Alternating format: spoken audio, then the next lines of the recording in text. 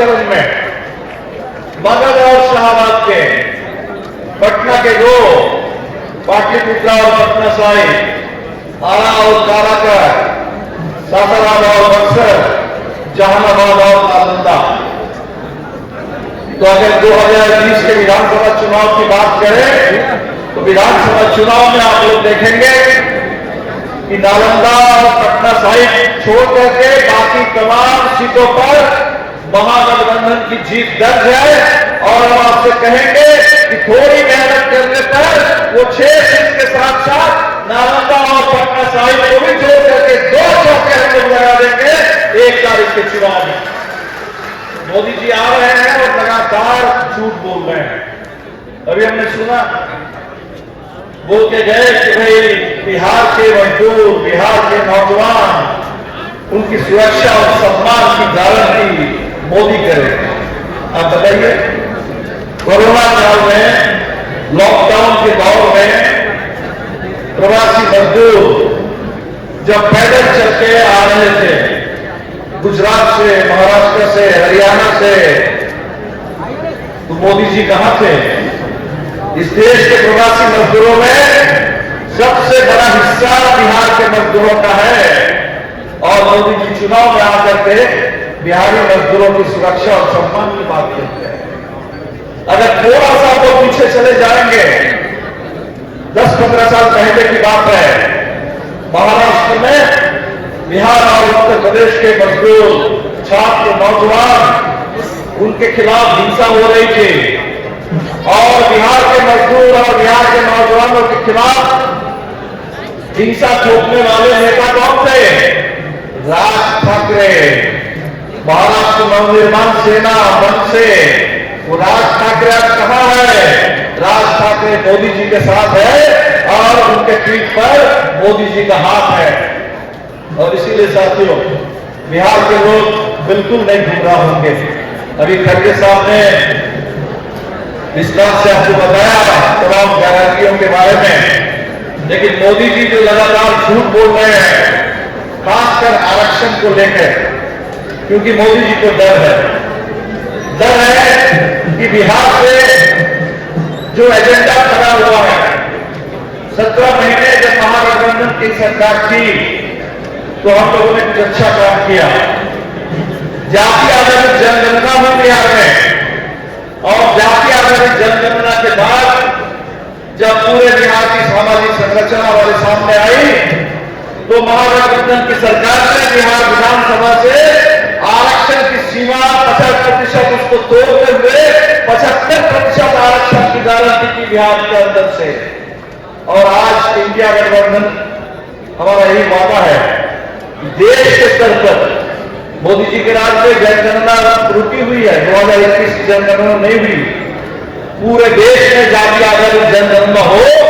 और मोदी जी लगातार आरक्षण छीनने की बात करते हैं, हम आरक्षण बढ़ाने की बात करते हैं। जैसे बिहार में 75% हुआ है, बिल्कुल वैसे पूरे देश के पैमाने पर आप आके कहते हैं कि आरक्षण लोग छीन लेते हैं। आप लगातार आरक्षण मोदी जी खुद छीन रहे हैं। कैसे छीन रहे हैं? लगातार निजीकरण करके। एक समय था इस देश में सबसे ज्यादा सरकारी नौकरी रेलवे में मिला करती थी। आज रेलवे में आप देख रहे हैं कि हजारों में वैकेंसी निकलती है, 10-20 लाख नौजवान उस परीक्षा में बैठते हैं।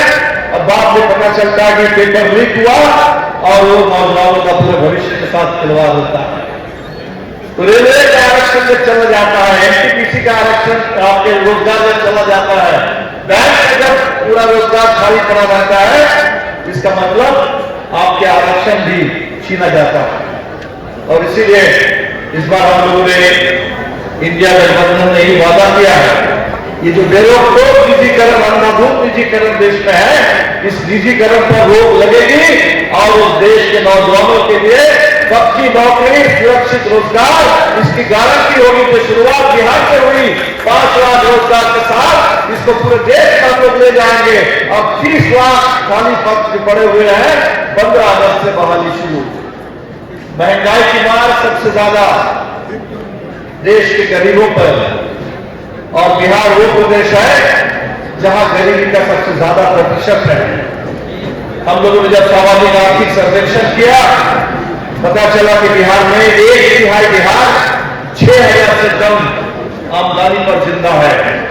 10,000 की बात करें तो 2/3 बिहार, 2/3 बिहार जहां सबसे कम आमदनी पर जिंदा है, वहां हमारे सामने बात क्या है? हमारे सामने सवाल है कि बिहार के और पूरे देश के महंगाई से पीड़ित, महंगाई की मार झेलने वाले जो गरीब परिवार है, उनकी आर्थिक मदद हो। और इसलिए इंडिया गठबंधन ने कहा है कि 1 लाख रुपए सालाना हर गरीब परिवार के एक महिला प्रतिनिधि को हम लोग देंगे। बिहार में भी नीतीश जी ने कहा था कि 2 लाख हम देंगे। अब नीतीश जी से और भारतीय जनता पार्टी से पूछना चाहिए, जो आपने कहा था वो 2-2 लाख बिहार के गरीब परिवारों को देंगे, कब आप दे रहे हैं? सवाल ये है। सवाल है, गैस सिलेंडर जो 1,000 रुपए से ऊपर चला जा रहा है, इंडिया गठबंधन ने कहा कि हम 500 रुपए सिलेंडर की गारंटी करेंगे। क्योंकि आप जो अनाज की बात करते हैं, 5 किलो अनाज, सवाल अनाज का नहीं है, सवाल भोजन का है। और अगर खाना पकाने की बात होगी तब रसोई गैस का सवाल आएगा।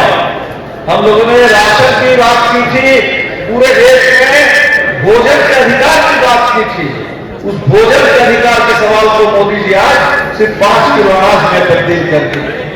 तो साथियों, बातें बहुत हुई है इस पूरे चुनाव में। मैं आपको बधाई दूंगा इस बात के लिए कि हिंदुस्तान ने एक बड़ी जीत इस चुनाव में हासिल कर ली। अभी हमें तो 1 जून और 4 जून का इंतजार है, लेकिन 4 जून से पहले ही एक बड़ी जीत हम लोगों ने हासिल कर ली कि मोदी जी जो सोचते थे कि इधर उधर की बात करके चुनाव निकाल लेंगे, हम लोगों ने कहा कि इधर उधर की बात पर चुनाव नहीं होने वाला है। चुनाव होगा तो जनता के मुद्दों पर चुनाव होगा, और इस बार का चुनाव जनता के मुद्दों पर ही हो रहा है। जनता के मुद्दों पर हमने चुनाव को ला दिया, और इसीलिए मोदी जी बार बार आ रहे हैं और उटपटांग बातें करके चले जा रहे हैं। कह रहे हैं कि बिजली तो हम देते हैं और ये लोग कनेक्शन काट देते हैं। आप बिजली नहीं देते हो, आप गरीबों के घर में एकदम बड़ा हुआ बिजली बिल ढुकवाते हो। और हम लोगों ने कहा कि 200 यूनिट बिजली फ्री देश के तमाम गरीब परिवारों के लिए। तो चुनाव 1 तारीख को आप वोट डालेंगे।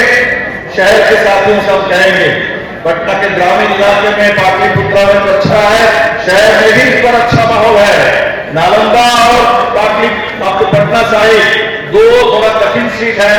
दोनों कठिन सीट पर हमारे 2 नौजवान साथी लड़ रहे हैं, अंशुल अभिजीत जी और वहां संदीप सौरभ जी। नालंदा में हमने सुना कि लोगों ने नारा दिया, इस चुनाव में सांसद बन लो, सरकार बन लो और अहंकारियों का राज बदल दो। हम कहेंगे पटना के लोगों से कि आपके लिए भी यही नारा है, 7 तारीख को वोट देकर के राज बदल दीजिए। बहुत बहुत शुक्रिया। इंडिया गठबंधन जिंदाबाद।